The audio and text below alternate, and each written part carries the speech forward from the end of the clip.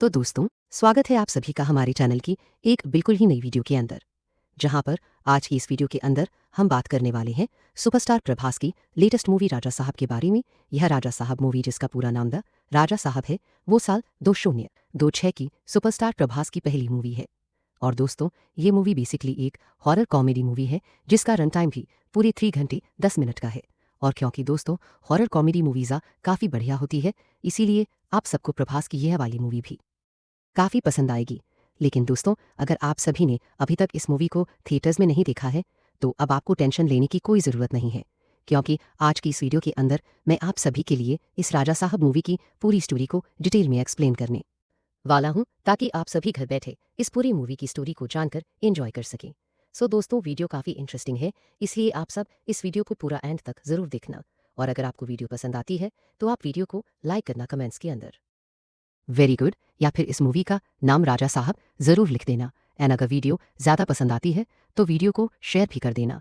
बाकी आप में से अगर कोई ऐसा है जिसने अभी तक हमारे चैनल को सब्सक्राइब कर लेना और सब्सक्राइब बटन के बगल वाले बेल आइकन को ऑल पर सेट कर लेना, ताकि आप हमारे चैनल की सारी लेटेस्ट वीडियो सबसे पहले देख सकें। सो फिर आइए अब हम बिना किसी देरी के आज की इस कमाल की वीडियो को स्टार्ट करते हैं।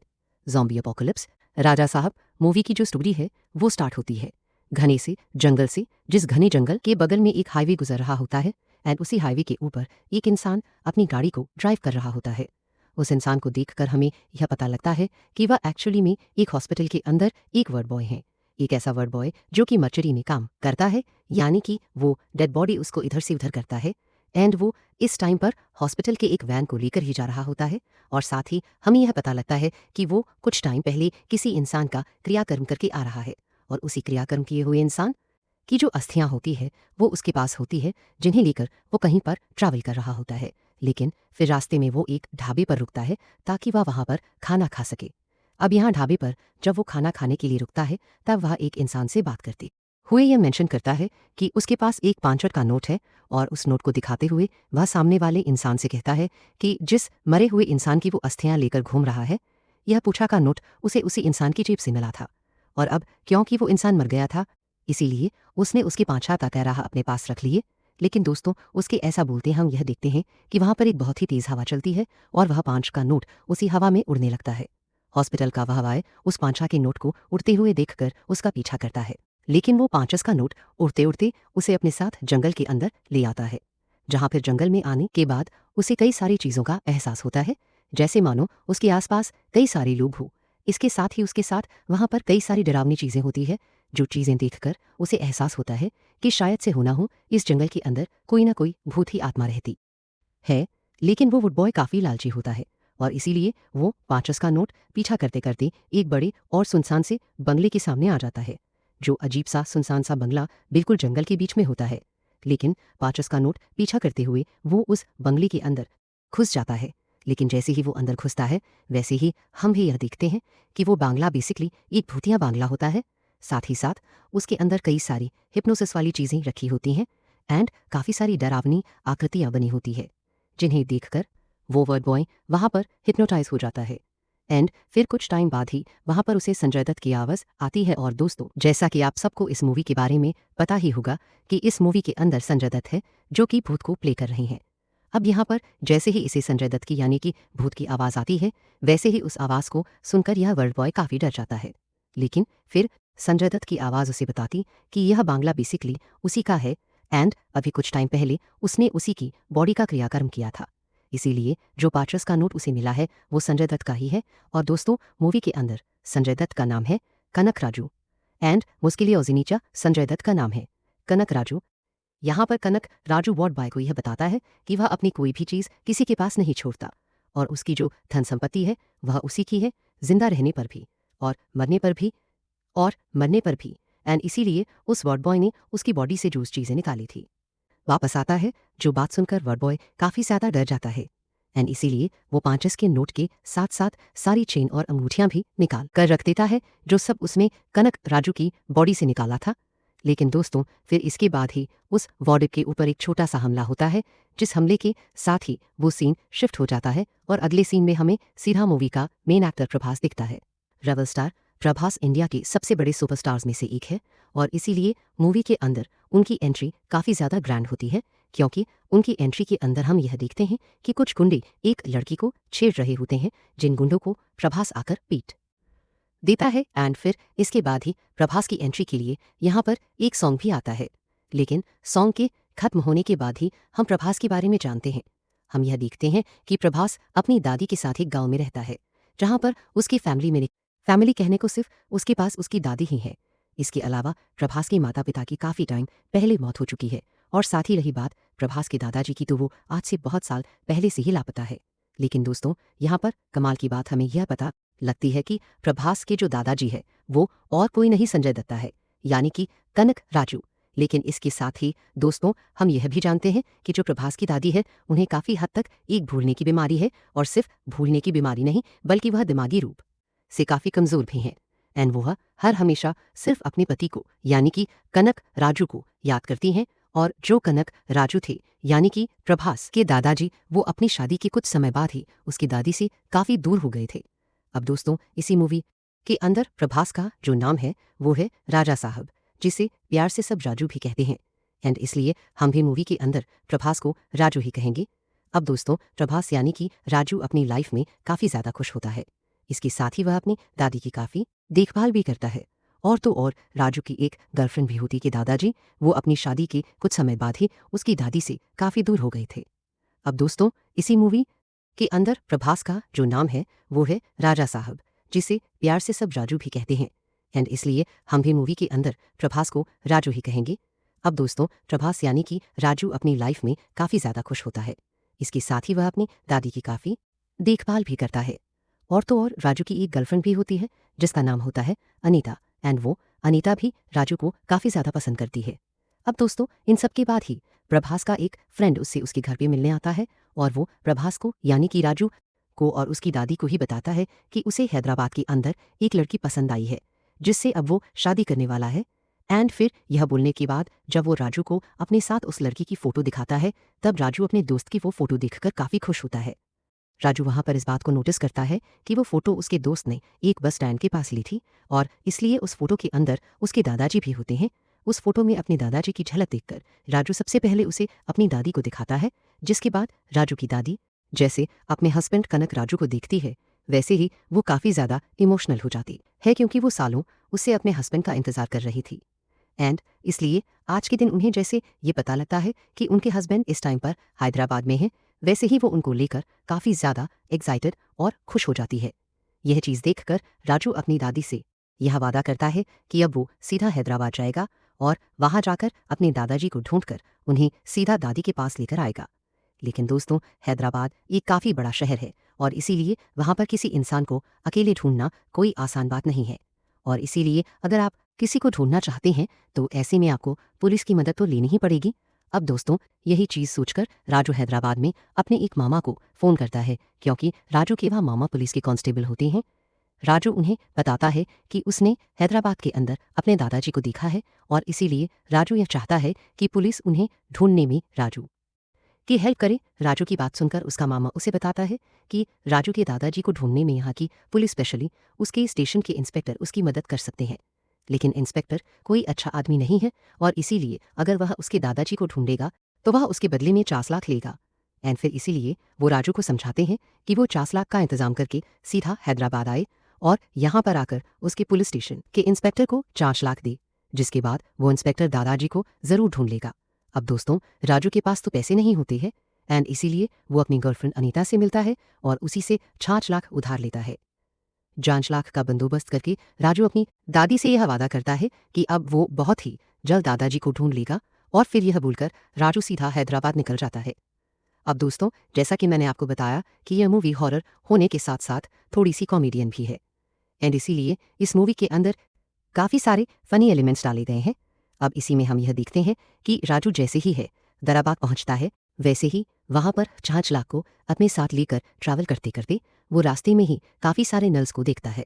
लेकिन उन्हीं सारे नल्स में एक निधि अग्रवाल भी होती है, और इस मूवी के अंदर एक्ट्रेस निधि अग्रवाल का नाम होता है बेसी। लेकिन राजू यहाँ पर जैसी बेसी को देखता है, वैसे ही वो उस पर लट्टू हो जाता है, और वो उसका पीछा करते करते सीधा चर्च में आ जाता है। राजू को मानो पहली नज़र में बेसी पसंद आ गई हो और उससे प्यार हो गया हो, और इसीलिए वो चर्च में आकर सीधा बेसी को ही देखने लगता है। इसी चर्च के अंदर राजू को एक छोटी सी बच्ची दिखती है, जिस बच्ची को एक्चुअली में हार्ट की प्रॉब्लम होती है, और इसीलिए चर्च वाले उस बच्ची के लिए काफ़ी सारे पैसे इकट्ठा कर रहे होते हैं ताकि वो लोग उस बच्ची के दिल का इलाज करवा सकें। अब यह बात जैसे वैसे ही वह चर्च के अंदर वह 900 लाख डोनेट कर देता है, और दोस्तों वह 30 लाख उन्हीं पैसों में से देता है जिन 50 लाखों को वह अपनी गर्लफ्रेंड अनीता से उधार मांग कर लाया था ताकि वो उन पैसों को इंस्पेक्टर को दे सके। लेकिन यहाँ पर राजू उन 5 लाख में से 3 लाख डोनेट कर देता है।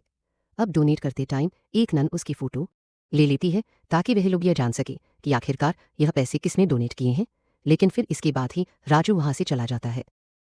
आगे चलकर 30 लाख डोनेशन वाली बात बेसी को पता लगती है, जिसके बाद वो राजू की फ़ोटो देखती है एंड उसे राजू काफ़ी ज़्यादा पसंद है आता है, और वो राजू को एक फरिश्ते की तरह समझकर उससे प्यार करने लगती है। अब दोस्तों मैं जानता हूँ कि इस मूवी के अंदर ऐसी कुछ चीज़ें हैं जो देखकर आपको हंसी ज़रूर आएगी, जैसे कि राजू अचानक से बेसी पर लट्टू कैसे हो गया, या फिर बेसी को भी राजू की फ़ोटो देखकर वो पसंद कैसे आ गया।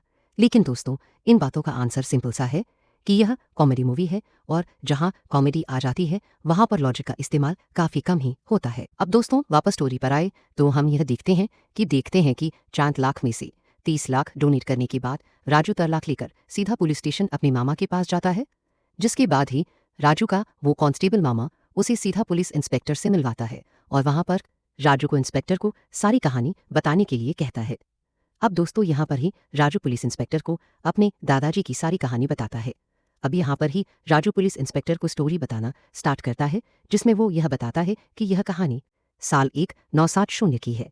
सच्छद्दीश के टाइम पर एक साम्राज्य था, जिस साम्राज्य का नाम था देवनगर, और उसकी जो दादी थी वो उसी देवनगर साम्राज्य की रानी थी। उसकी दादी को उसके दादा से प्यार हुआ, जिसके बाद उन दोनों ने शादी कर ली है। दादा यानी कि कनक राजू उसकी दादी के साथ रहने लगा, लेकिन उनके उसी साम्राज्य के अंदर एक और आदमी था जिसका नाम था गंगा राजू। गंगा राजू वैसे तो काफ़ी ज़्यादा भरोसेमंद आदमी था, लेकिन एक दिन उसने महारानी के खजाने का संदूक चोरी कर लिया और सोने चांदी है हीरे जवाहरातों से भरे हुए संदूक को लेकर भाग गया। लेकिन राजू के दादाजी को जैसे इस बारे में पता लगा, वैसे ही वह उसके पीछे निकल गए और अपने पीछे एक चिट्ठी छोड़ गए, जिस चिट्ठी में उन्होंने यह लिखा कि वह जब तक गंगा राजू जैसे चोर को पकड़ नहीं लेते और उस संदूक को वापस नहीं ले आते, तब तक वह साम्राज्य में वापस नहीं आएंगे। लेकिन उस दिन के बाद से उसके दादाजी कभी वापस नहीं आए, और उसकी दादी हमेशा ही उसके दादाजी का इंतजार करती रह गई। लेकिन अब क्योंकि कुछ दिन पहले राजू ने एक फ़ोटो के अंदर अपने दादाजी को हैदराबाद में दिखाए, इसलिए वो यह चाहता है कि इंस्पेक्टर उसके दादा को ढूंढने में उसकी हेल्प करें। अब दादा उसकी स्टोरी सुनकर उसकी हेल्प के लिए तैयार हो जाता है। साथ ही वह राजू से कहता है कि वो जो बैग लेकर आया उसमें पूरे 4 लाख तो है ना। जो सुनकर राजू हाँ बोल देता है। लेकिन दोस्तों एक्चुअल में हम भी यह जानते हैं कि उस बैग के अंदर 5 नहीं बल्कि 2 लाख है।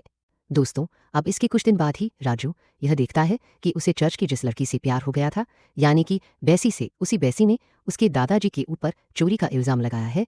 अब यह बात सुनकर राजू जैसी बैसी से मिलता है, वैसे ही उसे सारी कहानी पता लगती है कि आखिरकार हुआ क्या है। राजू को यह पता लगता है कि जब उसने 30 लाख चर्च के अंदर डोनेट किए थे, तब उसके बाद सारे पैसे मिलाकर बैसी उन पैसों को लेकर सीधा हॉस्पिटल गई थी ताकि वो पैसे जमा कर सके और उस छोटी सी बच्ची के हार्ट का ऑपरेशन हो सके। लेकिन जब वो हॉस्पिटल में थी तब उसकी मुलाकात राजू के दादाजी से हुई, जिन्होंने वहां पर उसे हिप्नोटाइज किया और उसके सारे पैसे लेकर चली गए। वी मीन्स खड़े खड़े चोरी कर लिए। यहाँ तक कि बेसी को यह बात भी तब पता लगी कि वो चोर राजू के दादाजी हैं, जब उसने राजू के दादाजी की फ़ोटो देखी, क्योंकि राजू ने कुछ टाइम पहले ही उनके बारे में पुलिस स्टेशन में बताया था। अब दोस्तों यह बात सुनकर राजू काफ़ी ज़्यादा परेशान होता है कि आखिरकार उसके दादाजी चोरी कैसे कर सकते हैं। लेकिन दोस्तों इसके ऊपर नहले पर दहला तो यह होता है कि पुलिस इंस्पेक्टर को भी यह पता लग जाता है कि राजू ने 5 नहीं बल्कि 4 लाख दिए हैं, जिस वजह से वो अपने कांस्टेबल को फ़ोन करता है एंड उसे डराते हुए कहता है कि वो 30 लाख वापस जल्दी से लेकर आए, वरना उससे बुरा कोई भी नहीं होगा। अब राजू इस बात को लेकर भी काफ़ी ज़्यादा परेशान होता है कि वो 30 लाख का अरेंजमेंट कहाँ से करेगा। अब राजू इन सारी बातों से परेशान ही होता है कि तभी उससे मिलने के लिए एक लड़की आती है जिसका नाम होता है भैरवी तेजा। भैरवी उसके पास एक बड़े से बैग के साथ आती है, जिस बैग के अंदर पूरे कर 20 करोड़ होते हैं, और उन पैसों को देते हुए वह राजू से कहती है कि यह पैसे उसके नाना जी ने भेजे हैं। वह यह जानती है कि राजू को पैसों की काफ़ी मदद की ज़रूरत है और इसीलिए वो उसकी हेल्प करने आई है। लेकिन जब राजू उससे पूछता है कि आखिरकार वो ऐसा क्यों कर रही है, तब वो यह बताती है कि जो राजू के दादाजी थे उन्होंने उसके नाना की बहुत साल पहले बहुत बड़ी मदद की थी एंड इसीलिए उसके नाना ने उसकी मदद के लिए उसे यहाँ पर भेजा है। लेकिन इसके साथ ही यह लड़की यानी कि भैरवी राजू से यह भी कहती है कि यह पैसा असल में वो उसके हाथ में नहीं देगी, बल्कि वो देगी उसके दादाजी के हाथ में, क्योंकि यह उसके नाना जी की इच्छा है कि इन पैसों को दादाजी के हाथ में दिया जाए। अब दोस्तों, यह बात सुनकर राजू को बुरा लगता है, लेकिन इतने में हम यह देखते हैं कि उस पैसे की बैग को एक चोर देख लेता है जो कि उसे उठाकर भागने लगता है। यह देखकर राजू उसका पीछा करता है, जिसके बाद उसे यह पता लगता है कि वहां पर चोरों की पूरी टोली है और वो चोर उसी टोली का मेंबर है। लेकिन राजू उनसे डरता नहीं है और वो उन सबको बीट कर देता है और उस बैग को दोबारा भैरवी के हाथों में सौंप देता है। से प्यार हो जाता है। लेकिन अब उसके बाद राजू अपने घर चला जाता है और घर आकर वो बैसी के बारे में सोचने लगता है। लेकिन उसका एक दोस्त उसे यह बताता है कि बैसी असल में एक नन है और नन कभी भी शादी नहीं करती है। ये बात सुनकर राजू को काफ़ी बुरा लगता है और इसीलिए वो उस रात को शराब पीने लगता है। लेकिन फिर तभी भैरवी, जो कि अब राजू से प्यार करने लगी थी, वो राजू से मिलने आती है। अब राजू यहाँ पर नशे में चूर होता है और इसीलिए वो भैरवी को बैसी समझ लेता है एंड वो भी उससे अपने प्यार का इजहार कर देता है। हालांकि राजू को बाद में पता तो चलता है कि वो भैरवी है, लेकिन तब भी वो यह सोचता है कि अब बैसी तो जा चुकी है, इसलिए अब भैरवी से ही काम चला लेते हैं। जिसके बाद हम ये देखते हैं कि वो दोनों एक कपल बन जाते हैं। लेकिन फिर इसके बाद ये काफ़ी बड़ी है बात रिवील होती है और हमें ये पता लगता है कि जो भैरवी है उसके नाना जी और कोई नहीं, बल्कि देवनगर साम्राज्य में राजू के दादा और दादी के सबसे करीबी गंगा राजू है, यानी कि वो इंसान जो कि खजाने का संदूक लेकर भागा था। अब हालांकि दोस्तों, इन सब के बाद राजू अपनी दादाजी की तलाश जारी रखता है, लेकिन फिर अगले ही पल उसे अपने गांव से फ़ोन आता है, जो फ़ोन उसकी गर्लफ्रेंड अनीता का होता है और वह फ़ोन पर राजू को ही बताती है कि असल में जो दादी है वो हैदराबाद निकल चुकी है। वो बताती है कि दादी के सपने में दादा आए थे और सपने में ही उन्होंने दादी से कहा कि उनकी तबीयत बहुत खराब है और उनकी जान जाने वाली है और इसीलिए दादी आखिरी बार उनसे मिलने के लिए हैदराबाद पहुंच गई है। अब दोस्तों, राजू जैसे इस बात को सुनता है ही वो काफ़ी ज़्यादा डर जाता है, क्योंकि वो यह जानता था कि उसकी दादी को भूलने की बीमारी थी एंड वो मेंटली भी काफ़ी अनस्टेबल थी और अब इसीलिए वो भैरवी के साथ मिलकर हैदराबाद में अपनी दादी को ढूंढने लगता है। अगले पर राजू को उसकी दादी दिख जाती है, बट वो यह देखता है कि कई सारे चोर उसकी दादी को पकड़ रहे हैं और वो उनके सारे सोने चांदी वाले आभूषणों को छीन रहे हैं, क्योंकि दोस्तों, आप सबको पता है कि जो राजू की दादी है वो एक टाइम पर एक महारानी थी, इसीलिए उनके पास अभी भी कई सारे गहने हैं जो कि वो पहनकर रखती हैं। लेकिन यहाँ पर राजू जैसे ही यह देखता है, वैसे ही वह भैरवी के साथ मिलकर इन सारे गुंडों को बीट कर देता है और दादी को अपने साथ ले जाता है। अब दोस्तों, इन सब के बाद जैसे ही राजू दादी को अपने घर ले जाता है, वैसे ही वो रास्ते में भैरवी के नाना को देख लेता है, यानी कि गंगा राजू को, और इसीलिए वो ये ठान लेता है कि वो गंगा राजू जैसे चोर को नहीं छोड़ेगा, जिस वजह से वो गंगा राजू का पीछा करता है और एक जगह आकर उसे पकड़ के पीटने लगता है और वो मबद सरबन राजू को ही बताती है कि यही इंसान उसके नाना जी है। जिसके बाद ही गंगा राजू को सारी स्टोरी बताता है। वह राजू से कहता है कि उसने अब तक जो भी सुना वह सारी बातें झूठ है और फिर इसीलिए वह राजू को सारी सच्चाई बताने लगता है। वह राजू को बताता है कि यह बात सच है कि उसकी जो दादी है यानी कि गंगा देवी, वह देवनगर साम्राज्य की महारानी थी, उन्हीं के अधीन था। रानी गंगा देवी का दिल बहुत बड़ा था और इसीलिए वह अपने साम्राज्य के सारे लोगों की देखभाल करती थी और हर गरीब को खाना खिलाया करती थी। अब ऐसे एक दिन जब वह खाना बांट रही थी, तभी राज्य के एक भिखारी ने खाना बढ़ते हुए देखकर उनके पास आने की कोशिश की और असल में वह भिखारी और कोई नहीं बल्कि कर राजू था, यानी कि राजू का दादाजी। उसने वहां आकर सीधा रानी का हाथ पकड़ लिया और उनके हाथों से खाना छीन कर खाने लगा। यह देखकर सिपाहियों को बहुत ज़्यादा गुस्सा आया और सिपाहियों ने कनक ने कनकशार को बहुत पीटा, लेकिन रानी का दिल बहुत बड़ा था, इसलिए उन्होंने कनक राजू को छोड़ने को कहा और उसे खाना खिलाकर वापस भेज दिया। लेकिन राजू, तुम्हारे दादाजी कनक राजू को यह बात बहुत ज़्यादा चुभ, एक भिखारी होने के बाद भी उसके अंदर बहुत ज़्यादा ईगो था, साथ ही साथ वो बहुत ज़्यादा लालची भी था, जिस वजह से जब सिपाहियों ने उसे पीटा तब उसे रानी पर बहुत ज़्यादा गुस्सा आया और इसीलिए उस दिन उसने यह ठान लिया कि अब वो इसी रानी से शादी करेगा और इसे हासिल करके इसका घमंड तोड़ेगा। इसके साथ ही साथ इसे हासिल करने के बाद, यानी कि इससे शादी करने के बाद वो इसके सारे साम्राज्य के सारे खजाने को भी लूट लेगा और फिर वो सारे पैसे और धन दौलत को भोगेगा। लेकिन दोस्तों, किसी साम्राज्य की रानी एक भिखारी से शादी कभी नहीं करेगी, और यह बात कनक राजू भी जानता था।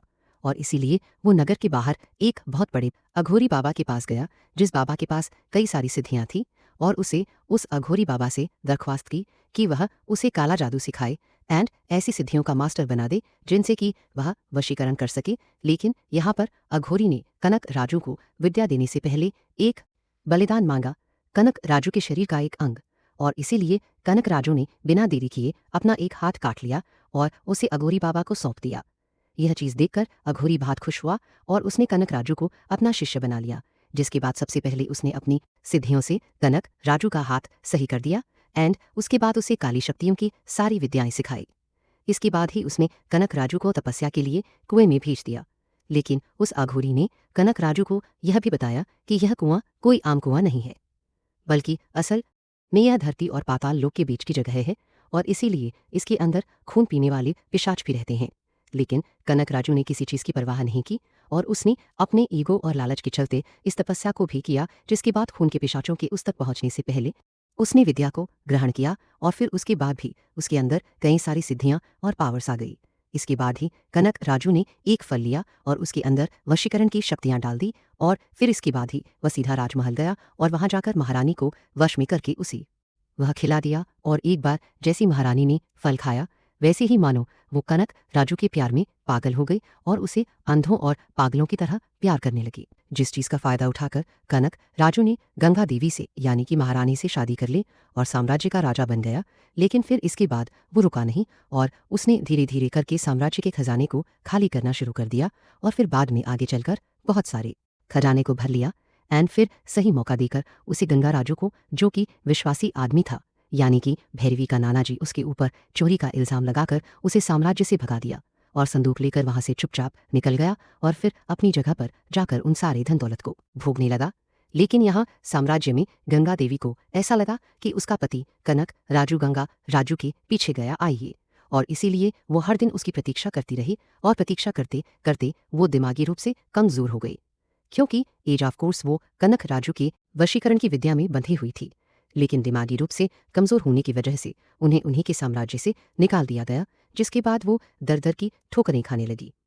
आगे चलकर गंगा देवी को एक बेटा हुआ, जो बेटा उनका और कनक राजू का था।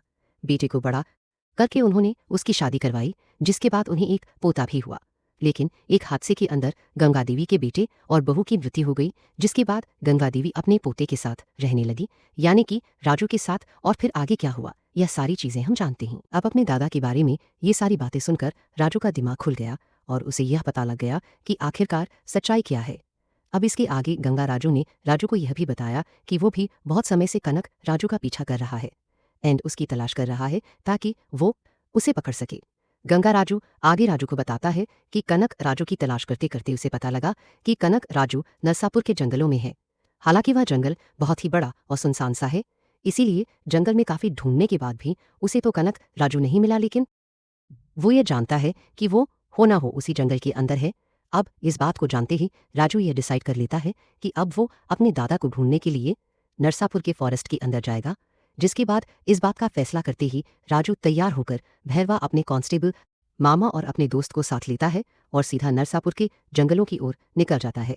नरसापुर के जंगलों में काफ़ी ढूंढने के बाद राजू को एक बड़ी सी कोठी दिखती है, और दोस्तों यह कोठी वही कोठी होती है जिसे हम सभी ने मूवी की स्टार्टिंग में देखा था, विच मीन्स यह कनक राजू की कोठी है, यानी कि वही भूतिया बंगला।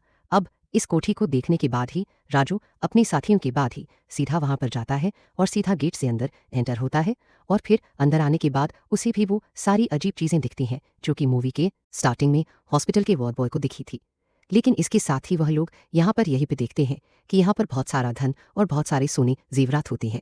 लेकिन फिर इसके साथ ही यहाँ पर उनकी मुलाकात हॉस्पिटल के वो बॉय से भी होती है, जिसे देखकर राजू उससे पूछता है कि आखिरकार वो कौन है।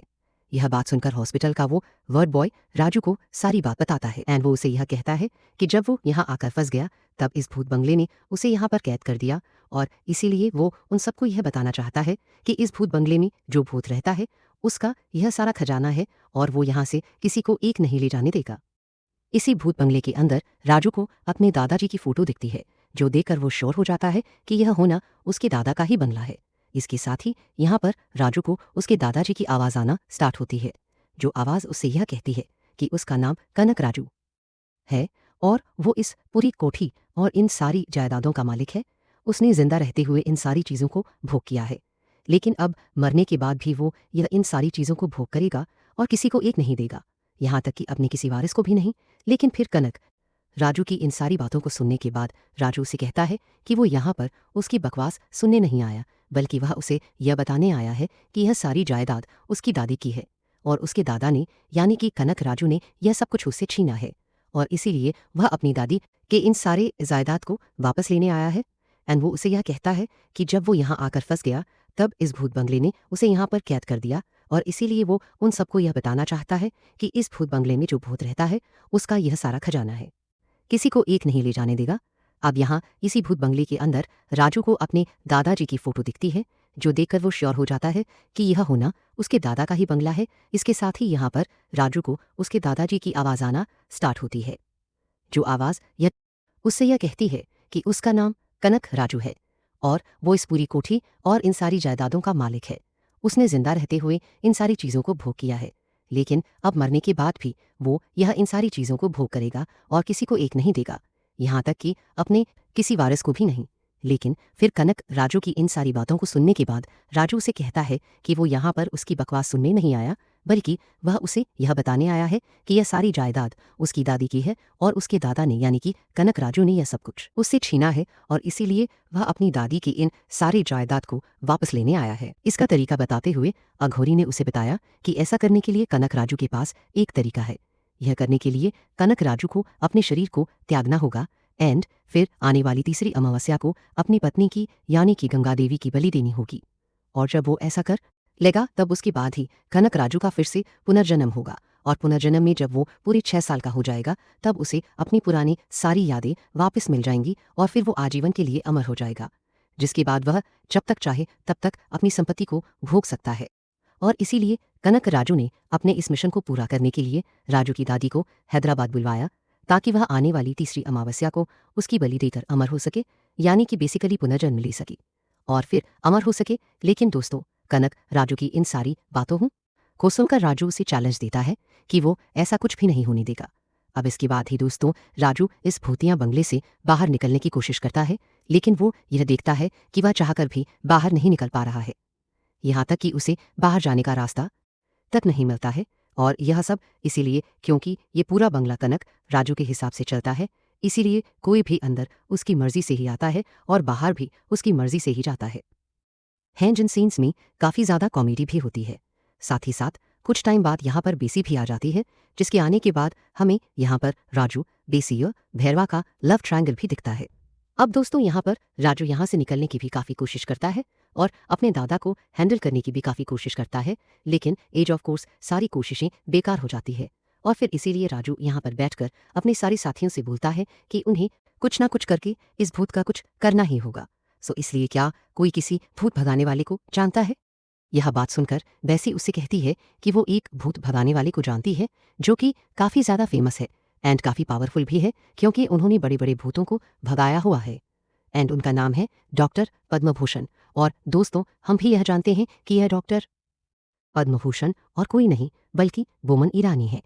अब दोस्तों, इसके बाद ही यह लोग डॉक्टर पद्मभूषण को वहाँ बंगले में बुलाते हैं, जिसके बाद डॉक्टर पद्मभूषण जैसे ही बंगले की अंदर आता है वैसे ही वो वहाँ की सारी चीज़ों को देखने लगता है। उन सारी चीज़ों को देखकर वो राजू और उसके सारे साथियों को यह बताता है कि इस बंगले का जो भी भूत है यानी कि कनक राजू, वो काफ़ी ज़्यादा पावरफुल होने के साथ साथ बहुत बड़ा मैनिपुलेटर भी है, हिप्नोसिस का मास्टर भी है और इसीलिए इस बंगले के अंदर उसने सारी हिप्नोसिस वाली चीज़ें रख रखी हैं, यानी कि ऐसी पेंटिंग्स, ऐसी आकृतियाँ जिन्हें अगर कोई भी देख लें तो उसका दिमाग घूम जाए और वो हिप्नोसिस की हालत में आ जाए। इसके साथ ही जैसा कि वो यहाँ पर फील कर पा रहे हैं, उससे उन्हें यह पता लग रहा है कि कनक राजू काफ़ी ज़्यादा पावरफुल भूत है, इतना ज़्यादा पावरफुल जितना पावरफुल उन्होंने कभी नहीं देखा है। और इस बंगले के अंदर जितने भी लोग हैं यानी कि राजू और उसके सारे साथी, उन सभी को कनक राजू ने अपनी हिप्नोसिस पावर का इस्तेमाल करके उनके थॉट्स को अपने काबू में कर रखा है। और जब तक सभी के थॉट्स का कंट्रोल कनक राजू के पास है, तब तक वो लोग चाहकर भी यहाँ से निकल ही नहीं सकते हैं, क्योंकि इस वजह से वो लोग ना तो अपनी मर्जी से देख सकते हैं और ना ही कुछ समझ सकते हैं। वो लोग वही देखेंगे जो उन्हें कनक राजू दिखाएगा और वही फील करेंगे जो उन्हें कनक राजू फील करवाएगा। यह बात सुनकर राजू फील करवाएगा। यह बात सुनकर राजू पद्मभूषण से पूछता है कि क्या इस चीज से निकलने का कोई तरीका है या नहीं। जो सुनकर डॉक्टर पद्मभूषण राजू और सारे साथियों को यह बताता है कि इससे निकालने का एक तरीका है। असल में अगर उन सबको अपने थॉट्स को कनक राजू के कंट्रोल से बचाना है, तो ऐसा करने के लिए उन्हें अपने दिमाग के सबकॉन्शियस माइंड के अंदर एक अलग से थॉट वर्ल्ड बनाना होगा और एक ऐसी दुनिया को इमेजिन करना होगा जिस दुनिया पर उनका कंट्रोल हो। एंड अगर वो लोग ऐसा कर लेते हैं तो फिर वो लोग कनक राजू के वश से बाहर निकल सकते हैं। अब ऐसा करने के लिए डॉक्टर पद्मभूषण राजू के ऊपर एक एक्सपेरिमेंट करता मैं जिसमें वह उसे धीरे से हिप्नोटाइज करता है एंड वो उसे उसके सबकॉन्शियस माइंड के अंदर एक अलग ही थॉट वर्ल्ड क्रिएट करने को कहता है। यहाँ पर राजू अपने थॉट वर्ल्ड को क्रिएट करता है जिसमें वो यह देखता है कि वो एक बीच के सामने खड़ा है। उसके ठीक सामने समुंदर है और लहरों का हुआ पानी उठ रहा है। लेकिन दोस्तों यहाँ पर भी कनक राजू का पावर उसे रोकता है और धीरे धीरे करके उसे कनक राजू की चीज़ें दिखती है, जैसे कि पानी की जगह खून दिखना, बंगले की सारी उल्टी चीज़ें दिखना। इवन एक झलक में वो अपने दादाजी को भी देखता है, यानी कि कनक राजू को भी, जो कि इसी भूत बंगले के कमरे के अंदर लोगों का सर काट रहे थे। राजू जैसे होश में आता है वैसे वह इस बारे में पद्मभूषण को बताता है कि उसने इसी बंगले के कमरे में अपने दादा को देखा जो कि कई सारे लोगों की गर्दन काट रहा था। डॉक्टर पद्मभूषण इस बात को हल्के में नहीं लेता और वो सीधा उसी कमरे के अंदर जाता है जो कमरा राजू ने अपने थॉट में देखा था। एंड वहाँ पर वो यह देखता है कि वहाँ पर एक कुआं है जिस कुआं के अंदर कई सारी लाशें होती हैं और उन लाशों की गर्दन नहीं होती। पद्मभूषण इस खौफनाक नज़ारे को देखकर पीछे हटता है, लेकिन जल्दी ही खुद को संभाल लेता है। वो समझ जाता है कि कनक राजू का भूत अभी भी इस बंगले में भटक रहा है और अपनी क्रूरता दोहरा रहा है। राजू को होश में लाने के लिए वो हिप्नोटिज्म का इस्तेमाल करता है ताकि राजू के सबकॉन्शियस माइंड से और राज उखाड़ सके। हिप्नोटिज्म के दौरान राजू का सबकॉन्शियस माइंड खुलता है और वो कनक राजू की और भी खौफनाक राज बताता है। पता चलता है कि कनक राजू ने न सिर्फ लोगों की हत्या की, बल्कि उनके शरीरों को कुएं में छुपाया और उनकी आत्माओं को बांध रखा था। पद्मभूषण अब तय करता है कि इस भूतिया बंगले को शुद्ध करने के लिए एक खास रिचुअल करना पड़ेगा। पद्मभूषण रिचुअल की तैयारी करता है और मंत्रों का जाप शुरू करता है। अचानक कनक राजू का भूत प्रकट होता है, चीखते हुए हमला करने की कोशिश करता है, लेकिन पद्मभूषण की हिप्नोटिक पावर से वो कमजोर पड़ने लगता है। रिचुअल के चरम पर पद्मभूषण कनक राजू की आत्मा को सबकॉन्शियस माइंड से आज़ाद करने का मंत्र पढ़ता है। भूत चीखता हुआ कुएं की ओर भागता है, जहां हवन की आग में घुलने लगता है। आखिरकार बांग्ला शांत हो जाता है, लेकिन एक आखिरी रहस्य उजागर होता है। आखिरी रहस्य यह खुलता है कि कनक राजू ने अपनी क्रूरता से पहले एक प्राचीन तंत्र मंत्र सीखा था जो उसे अमर बनाता। पद्मभूषण राजू के सबकॉन्शियस से वो मंत्र उखाड़ता है और उसे नष्ट कर देता है। बंगला पूरी तरह शुद्ध हो जाता है। राजू भी सामान्य जीवन में लौटता है। कुछ दिनों बाद राजू को एक सपना आता है जिसमें पद्मभूषण उसे चेतावनी देता है कि बंगले का श्राप पूरी तरह खत्म नहीं हुआ। कुएं से एक आखिरी लाश ऊपर आती है, कनक राजू की पत्नी की, जिसकी आत्मा बदला लेने को बेताब है।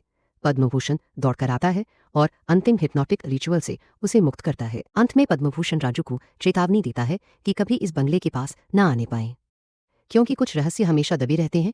राजू अपना जीवन बदल लेता है और कभी भूत प्रेतों की बात नहीं करता। इस तरह हिप्नोटिज्म की शक्ति से भूतिया बंगले का श्राप हमेशा के लिए खत्म हो जाता है। Thank you for watching. Keep supporting us. Do like, share and subscribe.